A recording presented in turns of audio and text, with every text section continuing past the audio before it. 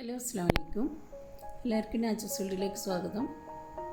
ഞാൻ ഇന്നിവിടെ ഉണ്ടാക്കാൻ പോകുന്നത് ഒരു ബീഫ് ഡ്രൈ ഫ്രൈ ആണ്. നമുക്ക് എങ്ങനെ ഉണ്ടാക്കാൻ നോക്കാം.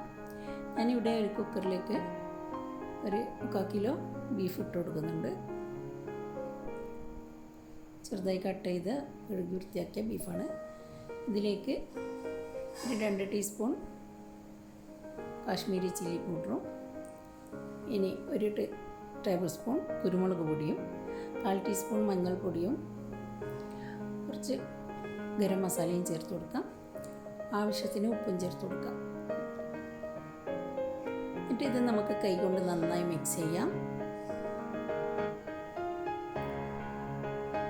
ഇനി ഒരു 1/2 കപ്പ് വെള്ളവും ഒഴിച്ച് നമുക്ക് മൂടി വെച്ച് വേവിച്ചെടുക്കാം.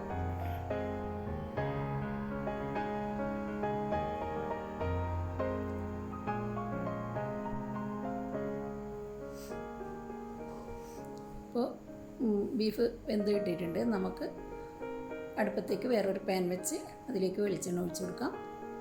വെളിച്ചെണ്ണ തന്നെ ഒഴിച്ച് കൊടുക്കണം, അതാണ് അതിൻ്റെ ടേസ്റ്റ്. ഇത് ചൂടായി വരുമ്പോൾ നമുക്ക് വെന്ത് വന്ന ബീഫ് ചേർത്ത് കൊടുക്കാം.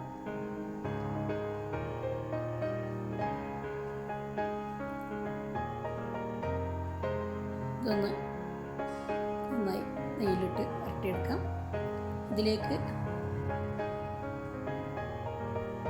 നമുക്ക് വെളുത്തുള്ളിയും ഇഞ്ചിയും ചതച്ചെടുത്തതും, ഒരു 2 പച്ചമുളക് കീറിയതും, കുറച്ച് കറിവേപ്പിലയിട്ട് നന്നായി മിക്സ് ചെയ്ത് കൊടുക്കാം.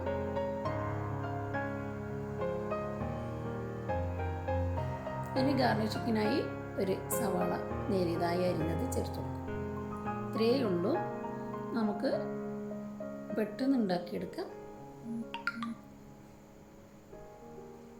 ഇനി വേറെ ഒന്നും ചെയ്യാനില്ല.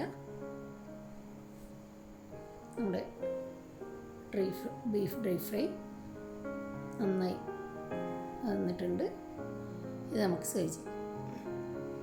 എല്ലാവരും ഉണ്ടാക്കി നോക്കാം.